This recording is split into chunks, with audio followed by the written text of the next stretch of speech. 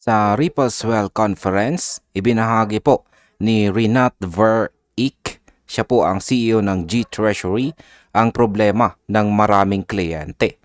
Yan po ay ang pangangailangan ng paglipat ng malaking halaga ng pera ng mabilis at saka mura. May executive po na natakot pa sa crypto.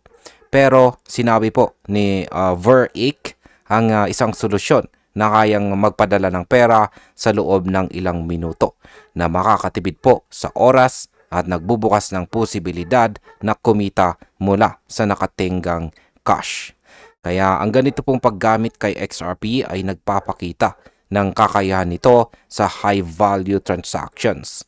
Kaya mas malaki po ang chance na makuha nito ang interest ng mga institutional investors. Kaya yan po ang siyang ating pag-uusapan sa video na ito at simulan po natin sa ating unang katanungan kung paano nga ba ginamit si XRP sa malalaking transactions. Ayan. At ang sabi po rito tungkol dyan ay digital asset investor attach a separate clip of Michael Arrington, founder of Arrington Capital, discussing a prior transaction executed with XRP. Arrington recounted moving over $50 million with XRP in 2 seconds for 0.3. Yan, or 30 cents. Ayan, ipinakita raw po ni Ginoong Michael Arrington kung paano po niya nailipat ang higit $50 million gamit si XRP sa loob ng 2 segundo lamang or 2 seconds. At meron lamang po itong fee na 0.3. Yan, or 30 cents. Pinatunayan po nito ang bilis at murang transaction cost na XRP kumpara po sa traditional na financial systems na nangangailangan ng araw-araw at mahal ang bayad. Kaya ang market impact po dito ay ang track record na ito ay nagpatibay po sa reputasyon ng XRP bilang practical tool para sa cross-border payments at liquidity management. Ngayon ay bakit naman po ba mahalaga ito sa mga institutional investors? Yan, sabi po rito ay Ver-Ik's remarks aligned with a growing recognition among corporates that slow settlements limit access to liquidity. Many large organizations continue to hold substantial idle balances in different regions to mitigate payment delays.